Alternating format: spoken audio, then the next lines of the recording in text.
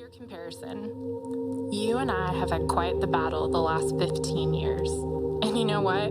It's time we address how I'm tired of fighting.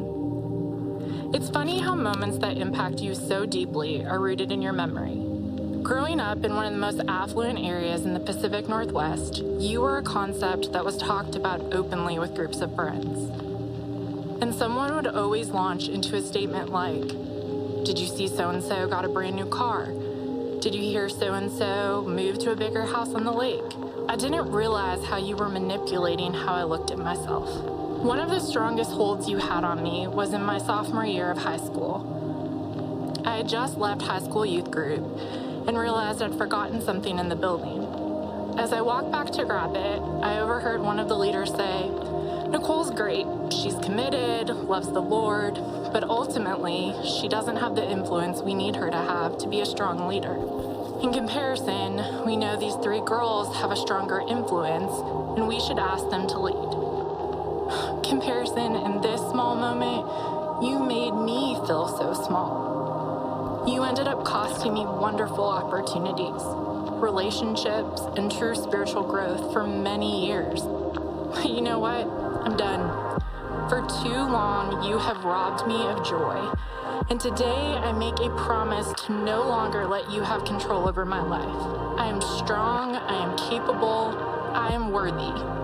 I'm excited to finally be rid of you. I look forward to investing in relationships where I don't pick myself or the other person apart. Comparison, you may have been a part of my past, but I refuse to allow you to be a part of my future. And that future, it's going to be beautiful. Sincerely, Nicole.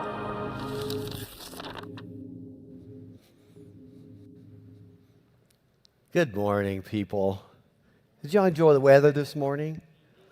I brought that in for you. I did this morning. My dogs loved it too. Back porch, the whole thing. You like the color coordination? You can go online and they'll tell you what to wear. Did you not know this? This is close, very close to matching. So it's all red. Labor Day weekend, watermelon. People at the lake watching online right now. Glad to have everybody watching. This could be in the morning, afternoon, or evening. So welcome all around. So wherever that is. So it's all over. So we're going to have a little fun today. Maybe I'm going to have fun, and I hope you do. And I need you to stay with me as long as possible on this one, because this one's a little sneaky, what we're going to do when we're talking about getting over stuff. Because I think we're over the mask, we're over the lines, we're over. But this one, you can say, I'm over it. If you don't know you have it, it's hard to get over it. Is that pretty much the way it works? So this is a little sneaky. So what I would say to you, let me help you with this. If I said, are you envious? And you would probably say, well, no, I'm not envious. Are you jealous? And you would say, no, I'm not jealous. I'm good with that. But I said, do you compare what you have to what other people have? That would be a thought. And you would have to think for a moment. Say, that's the sneaky one. You say, well, I don't do that. Well, we're going to find out. We're going to look at this and see what really happens and what's going on. Because this is the one that's very dangerous. It's the one you're not paying attention to, and the Bible talks about it. I mean, it can lead to a very dark road and a very dark place if you don't know what's happening. So what we need to do, let's go ahead and get the app. If you want to do that, those watching online, go ahead and pull the app up. I got all the stuff on there for you. And I actually have a secret today I'm going to tell, but you can't tell anybody. Is that good? Is that good? Do you know Jesus, let me say this. You know, he was so smart. You know what I'm saying? He really was. He's like he knew us. He knew us so well. So he would just say that he would do something and he would say, now, don't you go tell anybody. And you knew, can you imagine Facebook back then? People being raised from the dead, it'd be everywhere. Don't tell anybody. Oh yeah. Well, we're going to do a little secret, and don't tell anybody. And that's one of the things I want you to think about as we walk through this. Is it possible that I have something that I don't know about, but I think I don't have it, but we don't really know yet until we get there? And you'll find out as we walk through. So I decided to do something. I want to tell you a children's story. So we have some children in here. You're going to like this, hopefully. It makes a real point. So we have to figure out. Now, pay attention as we walk into this, because I'm going to take you to Italy. I'm going to go to Italy, take you with me. And so we're going to go to Italy, and we're going to look at 2 different towns. We're going to do that. So these 2 towns, you wouldn't think this would have happened, but it actually did. The first town decided to do something. They decided to build a big tower. So this is what happened. So they built a big tower. It was beautiful, actually. It was a beautiful tower, a big, tall tower. And what happened was it got very popular in Italy, and everybody came to look at it because it was very unique. And so the second town saw what was happening, that these people were coming to look at their tower and their town. So they decided, we're going to build a tower too. And watch this. This is so cool. We're going to build a tower too, but this one is going to be a little bit more than that one. Do you feel that? Do you feel that? You can say, it's kind of like us. Like, yeah, I'm going to get a car, but it's going to have a little more of this kind of thing. And so that's what they did. So they built this tower. It was beautiful also. Now, what happened was everybody began to hear about the towns with the towers. And so they started coming over to Italy and started going through the towns and started dropping by, seeing the tower, seeing the tower. Now, the problem was, one town thought the other town was more popular than their town, so we're going to have to do something about that. So the second city decided that I don't like that tower over there because everybody is seeing their tower and our tower, and I want to have the only tower, so they'll just come to our town. So what they decided to do, everybody got together one night, they went over to the first city, and they took their picks and their shovels, and they went down to the foundation and began to dig around the foundation because they're wanting to take this tower out. They want it to fall. So they go over and they dig, and they go back to their city, and they wait. They just wait. So nobody was really paying attention to what was happening except for a little girl. A little girl in the first town was walking by looking at the tower, and she says, I think it's leaning. I think this tower is leaning. Well, nobody is, you little girl, she's 10 years old. She don't know a whole lot. So she's 10 years old. And then the other people decided, hey, I think this is leaning. So the townspeople got together, the first town, said, what are we going to do? The tower is leaning. How are we going to stop this tower from leaning? It's going to fall. Every day the little girl walked by. So the little girl walked by and she put her hand on the tower. And as she put her hand on the tower, it would make noises. It'd be like, moan and groan. You know how it was like it was falling, but she'd take her hand off, it would stop. She'd put her hand on, it would make noises. Take her hand off, it would stop.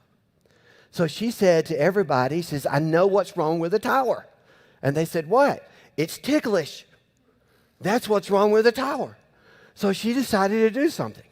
She said, I know what I'll do. I'll plant flowers on the side where it's leaning so that when the tower touches the petals of the flowers, it will tickle it and it will stop moving. So that's what she did. Now, what was really interesting about this tower, that this tower became more popular than the other tower because it was leaning. So the town got really mad and said, now we're going to have to fix our tower so that is leaning so they will come see our tower. So what they did, they began to dig around their foundation. And they began to dig a little more. And somebody said, well, we want to lean a little more than that. So they dug a little more. Let's lean some more. They dug a little more. And one day the whole thing fell and crashed. Everything they had been working for, everything that was beautiful. And now, guess what? Nobody comes to their town, and everybody goes and sees the Leaning Tower of Pisa. Now, is that a true story? Well, let's think about it just for a minute. See, what will happen, let me show you. There it is right there. Are you concerned more about it being a true story or what I just said? The reason why they don't have a tower is because they were jealous of the other tower. And listen very carefully.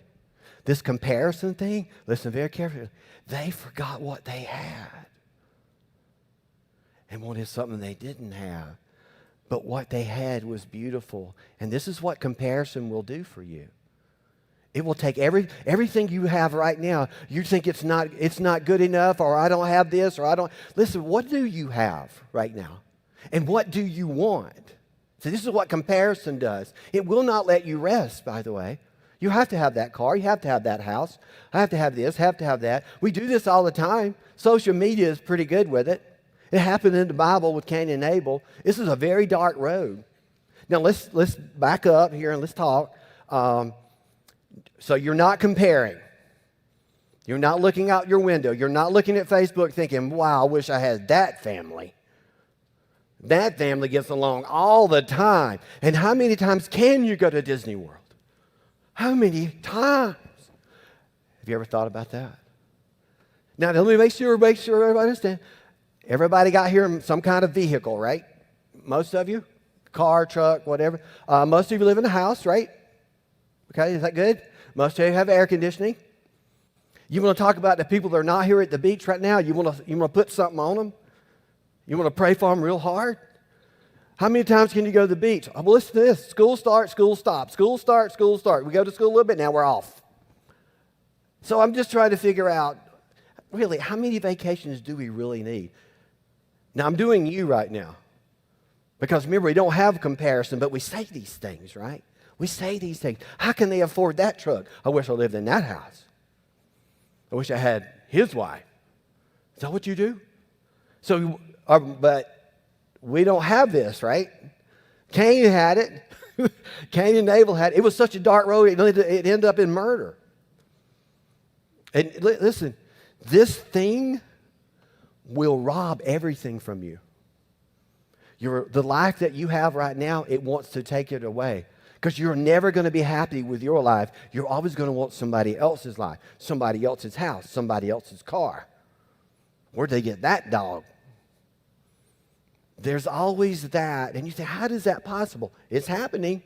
Then the Lord said to Cain, why are you so angry? This is what I want to tell you. If I would look at you and talk to you, and your friends will know, why are you so angry? Why are you so upset all the time? Why are you so anxious? You'll see this in just a minute.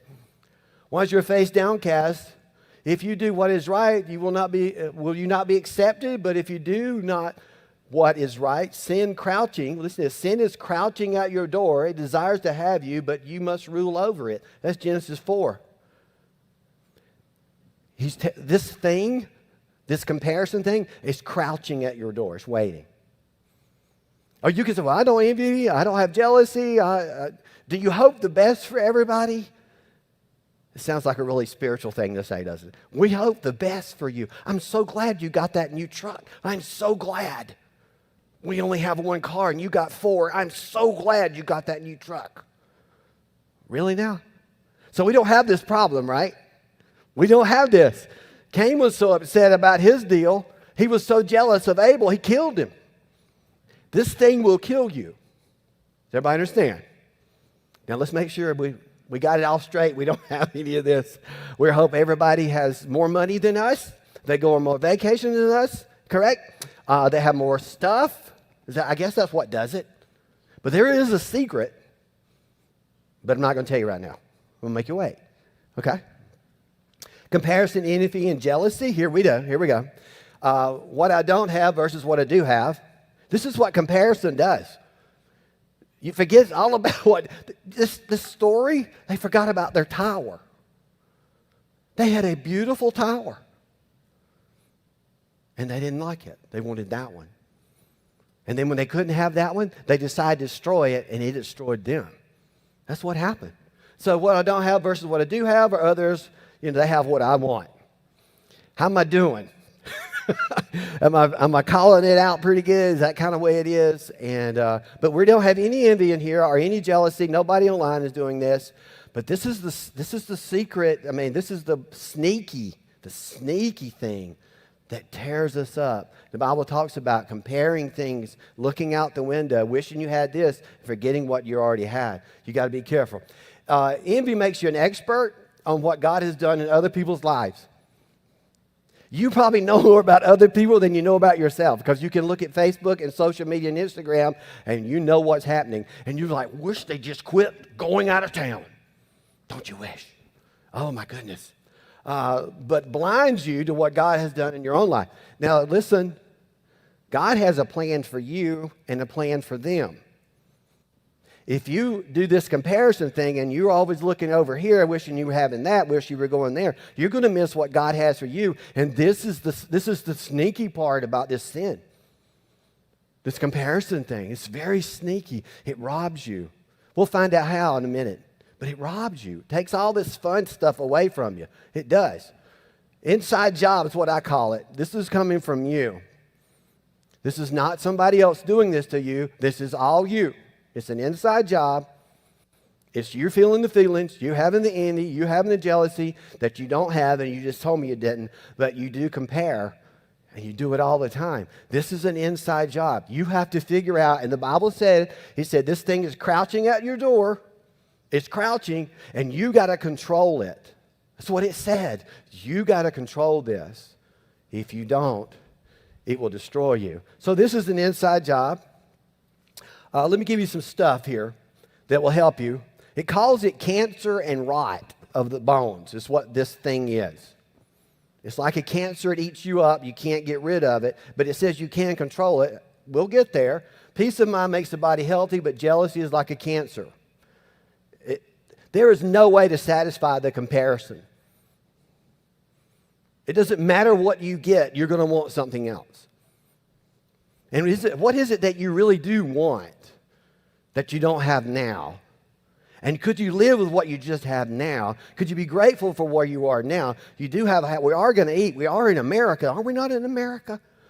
I'm wondering what is, like you're looking around like, what in the world? We're in the greatest place ever. I don't care what's happening. We're all going to eat today.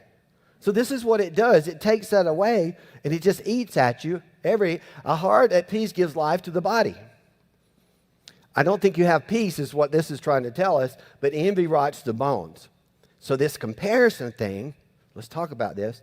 This comparison thing is like cancer, and it rots the bones. And you don't have any peace. Why are we taking so much medication to sleep at night? Does anybody, maybe it's because you want the truck next door. I don't know. You say, is that really causing some of this? Well, sure it is. Sure it is. You don't have what you want. You want something else. You want something more. And you forget about what God is actually doing in your life. This comparison thing works on all levels and everybody. It works on me. It works on you. When we first started Marathon, I'll tell you this, 23 years ago, there were only 5 churches like us in the South Carolina, and we were one of the 5. So all those pastors would get together, and the question was, here's the question, how many people do you have coming? You know what? It's still happening. Wherever I go, they say, you pastor at Marathon? Yeah, how many people you got coming? Well, we're not having as many with COVID as we used to.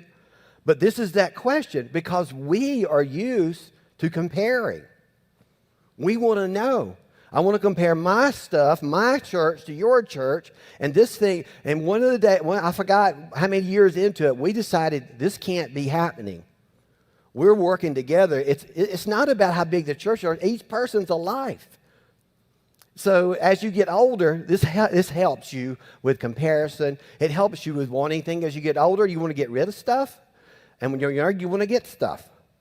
And so when you get older, you're like, I have to clean it and need to get rid of it. I don't need all that. So this is what happens. You get mature, you grow up, and you stop comparing, you start looking out the window, and life settles down a little better. But if you have comparison happening all the time, you don't have peace. That's what the verse tells us. There's no way to have it. So here we are, realize that we have cancer and rot going on. I'm not going to do that. I'm not telling you the secret yet. Because then you're going to tell everybody now, and I don't want anybody to know it yet. Especially everybody watching online. I'll give you the secret in just a minute. So let's keep going.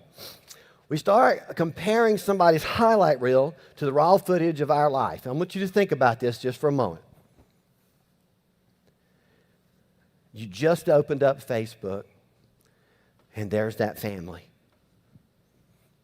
They're all hugged up. Everybody's smiling.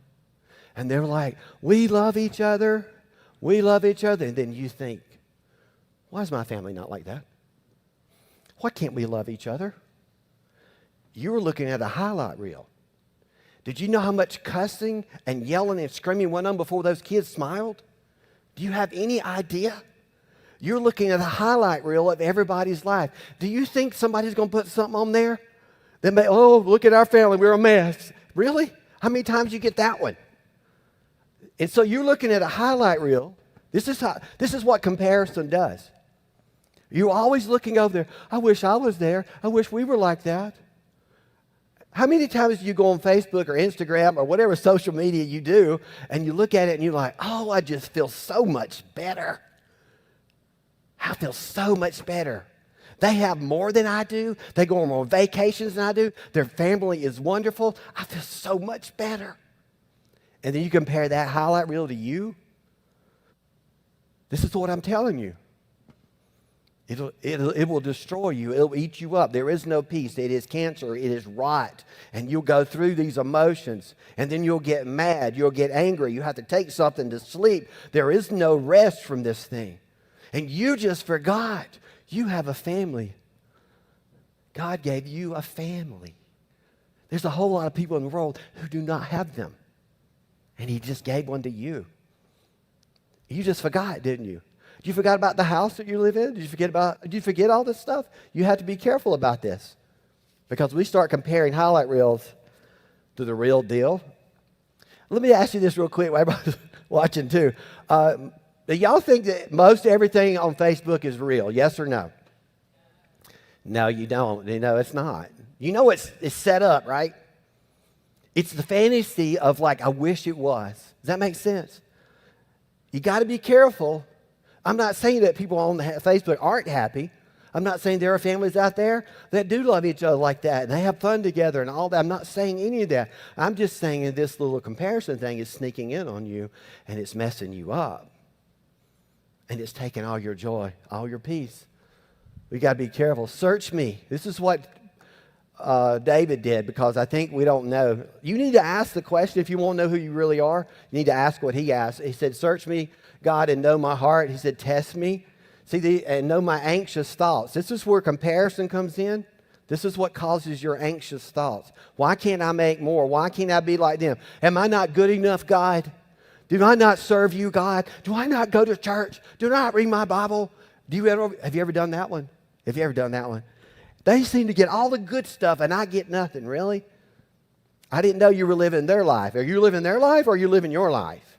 Because God's got a life for you. Did you know this, how this works? God has a life specifically for you. The Bible says a race marked out for you. They have a race, you have a race. But I didn't know you were living their life. That's what comparison does. So you're living their life. Wow. How's that working for you? Just makes you mad, doesn't it? Well, let's talk about it. Would you like to figure it out? Let's help it real quick. The first thing you got to do is start. You got to know what's happening. You got to resist comparison. Now, you may have to go off Facebook. Oh, Lord, help us all. The world will end. Can I say this straight up? I mean, you really might have to. Because I know if you would give up Facebook for a week, you will end up in more peace. And this is straight up truth. Straight up truth. Because you don't get to see all the stuff and all the comments and all the people and all the people are having fun and you're not having fun, right? But you may be having fun and you don't even know it because you're comparing. Really? So you have to think about this. Resist comparisons. It doesn't get better. Whatever you compare doesn't get better. Don't use somebody else's life to decide your self-worth. I'm not good as that pastor down the road. I'm not as good because they have more and I don't have enough. So something must be wrong with me. No. It is not. Nothing is wrong. This is the road. This is what God marked out for me and for them. Do y'all have a hard time being happy for other people? You don't have to answer that. You really don't. But Facebook, social media, and looking out the window causes you to think you're not as good as they are. Does it not? I'm telling you, you might have to get off Facebook. It does two things. If you try to compare, there's no way around this one. Those with less, you have pride. Well, I'm not like them. Does that feel better? Well, I'm not like them. At least that. I have more than they do. So what does that make you do? Do you feel better about you? And then those with more is resentment. I can't believe they went to Disney World again. I'm praying for a hurricane. Is that what we're doing? You say, well, I wouldn't do that. Oh, yes, we would. Oh, we secretly, that thing just snuck in there. And God, let me just throw one more thing in for you. I really want you to hit it. Hit it hard down there, putting it a big old hurricane. Call it anything you want. You can use my name. Bring it in there. You say, that is crazy. No, that's what happens. That's what comparison does. There's nothing good that can come by comparing. This is your life marked out for you, not their life. You have to realize that. Celebrate others.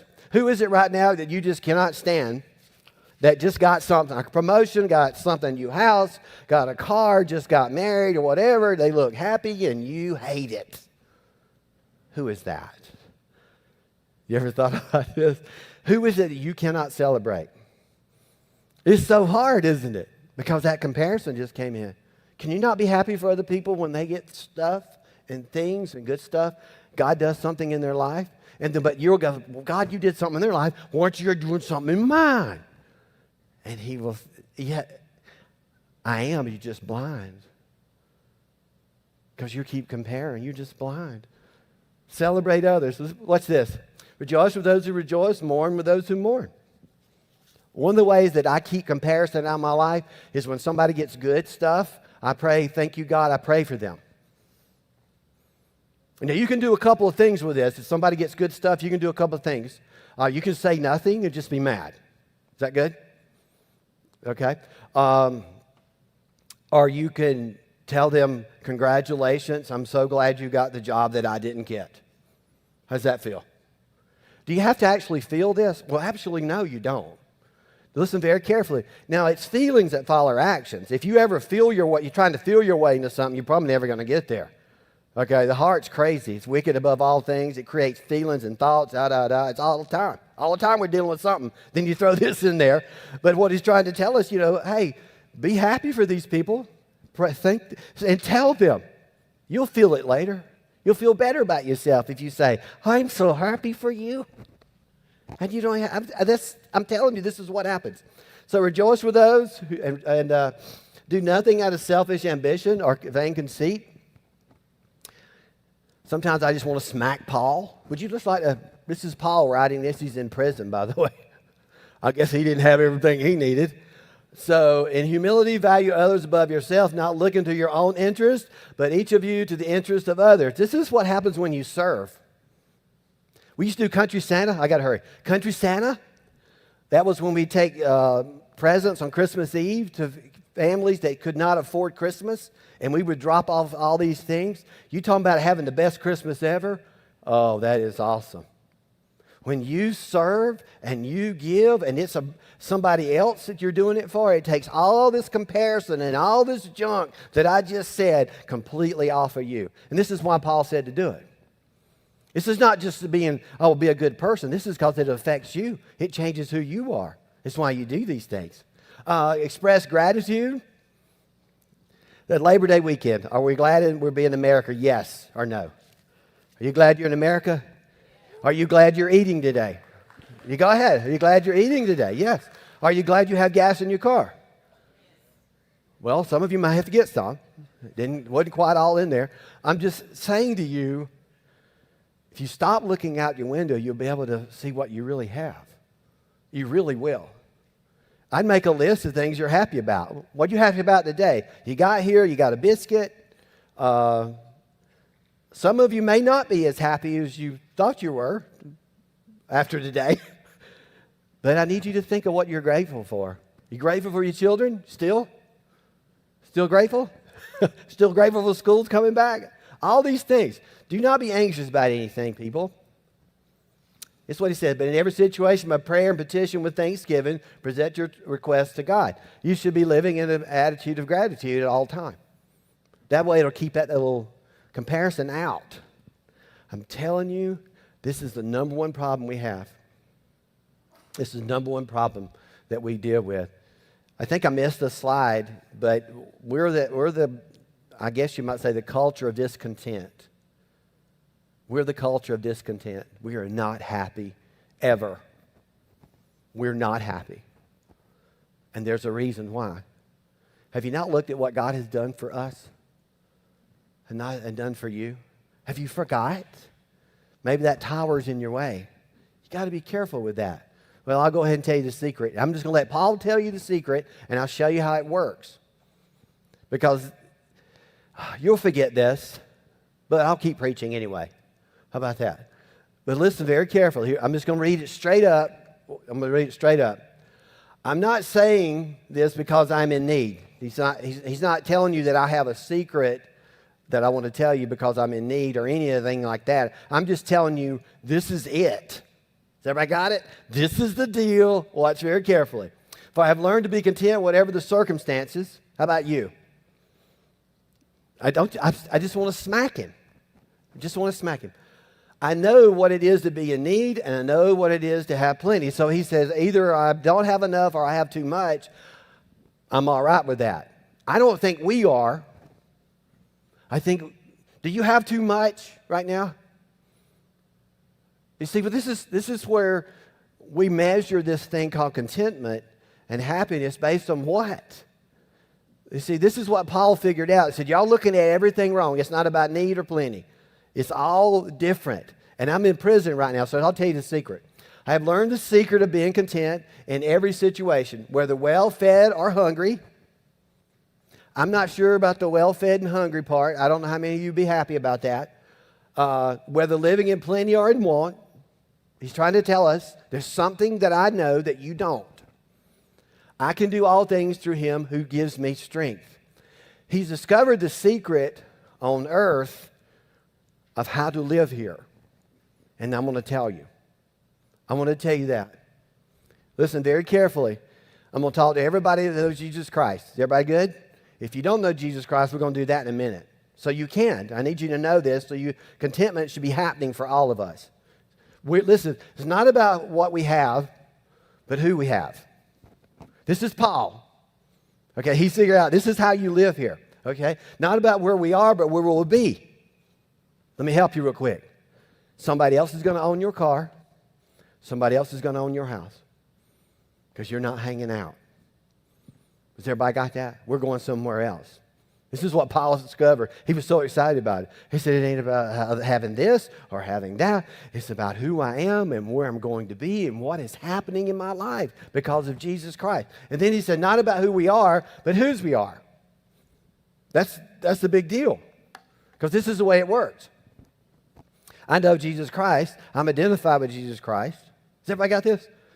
Quit looking out the window and all the stuff. Listen very carefully. Remember who you are, is what Paul was telling us. He said, I got the secret. Remember who you are. You're in Christ. You're identified with him. Now you have been given position. You have been given position in Christ.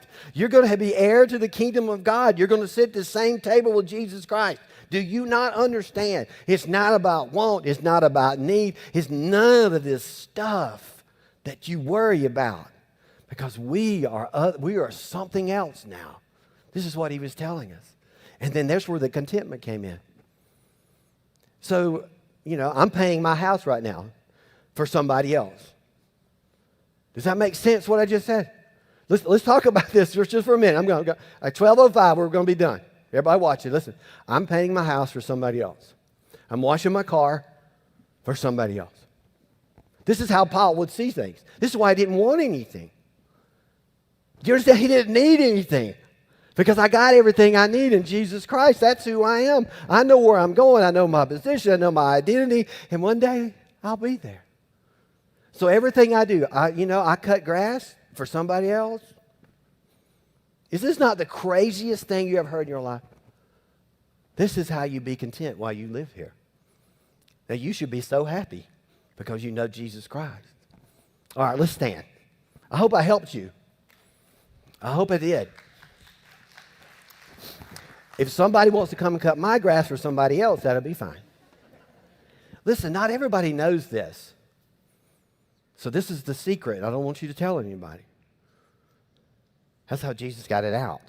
Don't put this on Facebook. Don't put this on Instagram. You need to tell everybody who you are. This is who I am. How can you be so happy? Because of that. This is crazy stuff. Like, I was trying to figure out Paul for so long, and I was just going through all this, again. It's like nothing here mattered for him, except you. That was it. It was just about you. He didn't even care if he was eating. He didn't care. Even if you had clothes, whatever, he's in prison writing all this stuff. So you need to realize you got to be careful with that little comparison thing coming in. You got to remember who you are. Let's bow our heads. Father, thank you for what you're doing today. Thank you that we can put our hope and trust in you and have identity and all those wonderful things that you have given us. And we are we have a position. What a wonderful day just to remember. This morning, if you're watching online, if you're in this building and you don't know Jesus Christ, this right here will change your entire world. To know you have identity, position, all these things change for you. If you would like to accept Jesus Christ, I'm asking the Christians in this room, would you pray with me also? The Christians in this room, pray that this goes out wherever it's going right now. If you'd like to accept Jesus Christ, pray this prayer with me. Jesus, I ask that you come into my life and change me. Make me a new person. I want to follow you. I ask that you forgive me of my sin. Forgive me for not following you sooner. I believe you died for me. I believe you rose from the dead. Thank you for hearing my prayer and changing my life forever. In Jesus' name I pray. Amen. We'd like to know today if you accepted Christ. We have somebody right now that's online that's monitoring all the social media. So if you're online, you just accepted Christ, just contact Roy. He'll be right there for you. So this is a good day. I hope I helped you guys. I hope y'all eat a lot of watermelon. Please eat my watermelon. Somebody else's watermelon. I don't know. All right, y'all dismissed. We'll start over here. Y'all can go. And then we'll just do like that. Thank you guys for being here. Thank you for watching online. We'll see y'all next week. Y'all go ahead and clap if y'all want to. That'd be good. I like that. I love y'all. I'll see you next week.